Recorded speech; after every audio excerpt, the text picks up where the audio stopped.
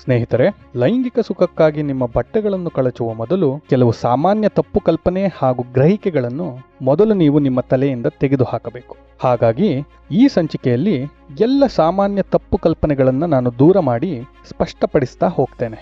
ಮೊದಲನೆಯದಾಗಿ, ಹೆಚ್ಚಾಗಿ ಪುರುಷರು ಕೇಳುವ ಒಂದು ಪ್ರಮುಖ ಪ್ರಶ್ನೆ, ನನ್ನ ಶಿಶ್ನದ ಗಾತ್ರವನ್ನ ಹೇಗೆ ಹೆಚ್ಚು ಮಾಡಿಕೊಳ್ಳುವುದು ಎಂದು.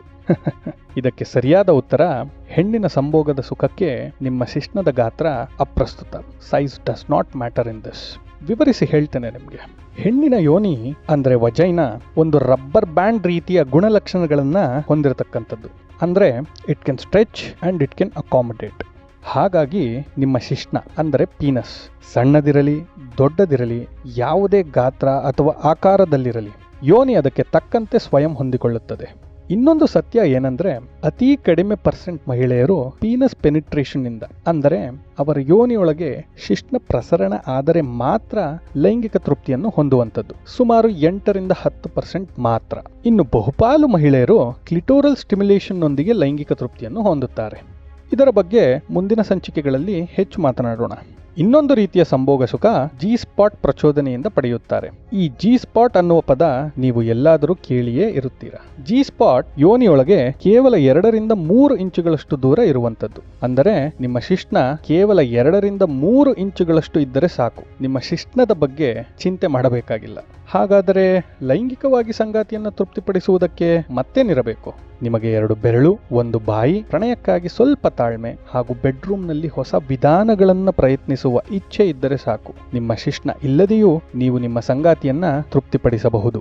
ಮುಂದಿನ ತಪ್ಪು ಕಲ್ಪನೆ ಶಾರ್ಟರ್ ಎಜಾಕ್ಯುಲೇಷನ್ ಟೈಮ್. ಅಂದರೆ ನಿಮಗೆ ಶೀಘ್ರ ಸ್ಖಲನವಾದರೆ ನೀವು ಲೈಂಗಿಕವಾಗಿ ಅಶಕ್ತರು ಅನ್ನುವಂಥದ್ದು. ಈಗಾಗಲೇ ಹೇಳಿದ ಹಾಗೆ ನಿಮ್ಮ ಶಿಶ್ನದ ಸೈಜ್ ಡಸ್ ನಾಟ್ ಮ್ಯಾಟರ್ಸ್ ನಿಮ್ಮ ಸಂಗಾತಿಯನ್ನ ತೃಪ್ತಿಪಡಿಸುವುದಕ್ಕೆ. ಹಾಗಾಗಿ ನಿಮ್ಮ ಲೈಂಗಿಕ ಸುಖದ ಎಲ್ಲ ನಿರೀಕ್ಷೆಗಳನ್ನ ಶಿಶ್ನ ಪ್ರವೇಶದ ಮೇಲೆಯೇ ಕೇಂದ್ರೀಕರಿಸಬೇಕಾಗಿಲ್ಲ. ನಿಮ್ಮ ಸಂಗಾತಿಯನ್ನ ಲೈಂಗಿಕ ಪರಾಕಾಷ್ಠೆಗೆ ಕೊಂಡೊಯ್ದು ಆಳವಾಗಿ ತೃಪ್ತಪಡಿಸುವುದಕ್ಕೆ ಹಲವಾರು ಮಾರ್ಗಗಳಿವೆ. ಅದರಲ್ಲಿ ಶಿಶ್ನ ಪ್ರಸರಣವೂ ಒಂದು. ಆದರೆ ಅದೊಂದೇ ಮಾರ್ಗವಲ್ಲ.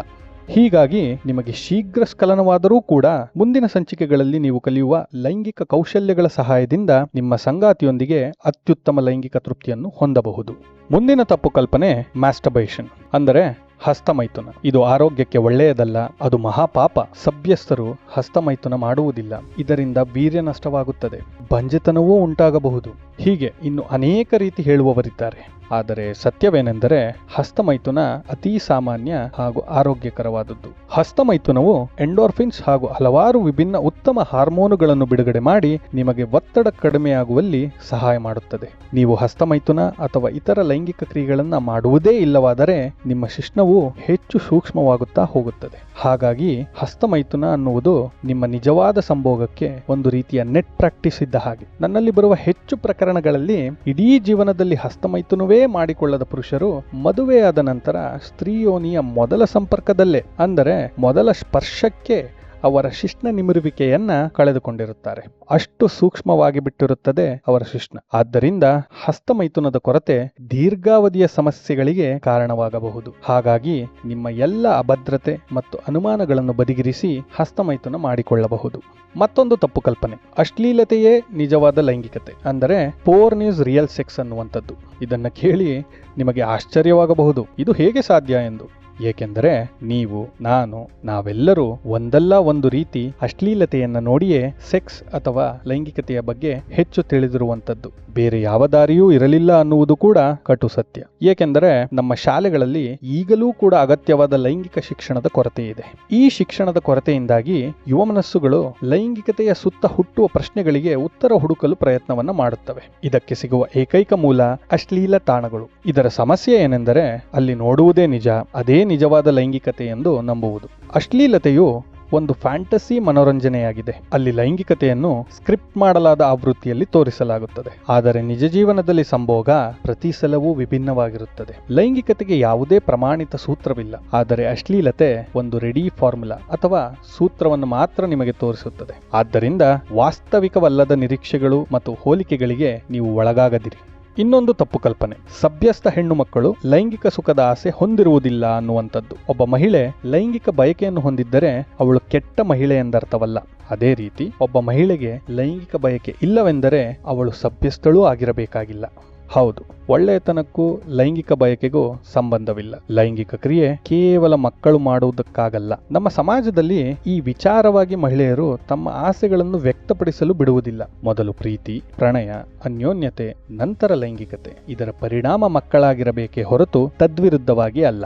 ನಿಮಗೆ ತಿಳಿದಿರಬೇಕು, ದಂಪತಿಗಳ ಮಧ್ಯೆ ಉತ್ತಮ ಸಂಬಂಧಕ್ಕೆ ಸಂತೋಷದ ವಾತಾವರಣ ಅತೀ ಮುಖ್ಯ. ಲೈಂಗಿಕ ತೃಪ್ತಿಯು ಆ ಸಂತೋಷವನ್ನುಂಟು ಮಾಡುವಂತಹ ಒಂದು ಮಾರ್ಗವಾಗಿದೆ. ಆದ್ದರಿಂದ ನಿಮ್ಮ ತಂದೆ ತಾಯಿ ಪ್ರಣಯ ಪಕ್ಷಿಗಳಾಗಿದ್ದರೆ ಅವಮಾನ ಪಡುವ ಅಗತ್ಯವಿಲ್ಲ. ನೀವು ಅದನ್ನು ಶ್ಲಾಘಿಸುವಂಥದ್ದು. ಕೊನೆಯದಾಗಿ ಇನ್ನೊಂದು ತಪ್ಪು ಕಲ್ಪನೆ.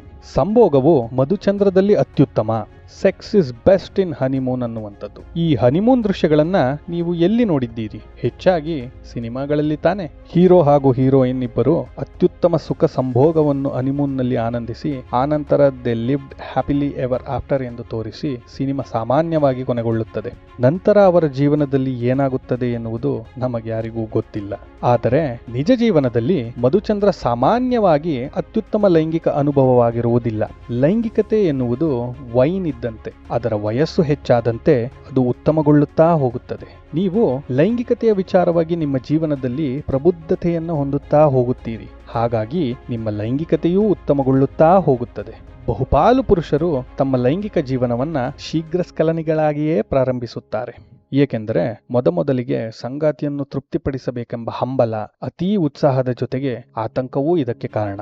ಹಾಗಾಗಿ ಮಧುಚಂದ್ರದಲ್ಲೇ ಉತ್ತಮ ಲೈಂಗಿಕತೆ ಲಭಿಸುವುದು ಎನ್ನುವ ಅತೀ ನಿರೀಕ್ಷೆಗೆ ಒಳಗಾಗಬೇಡಿ. ನಿಮ್ಮ ಲೈಂಗಿಕ ಜೀವನವನ್ನು ಮಹೋನ್ನತೆಗೆ ಕೊಂಡೊಯ್ಯಲು ನಿಮ್ಮ ಇಡೀ ಜೀವನವೇ ಕಾದಿದೆ.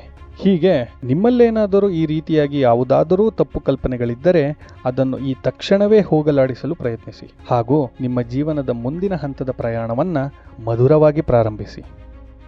ಮತ್ತೆ ಮುಂದಿನ ಸಂಚಿಕೆಯಲ್ಲಿ ಭೇಟಿಯಾಗೋಣ. ಧನ್ಯವಾದಗಳು.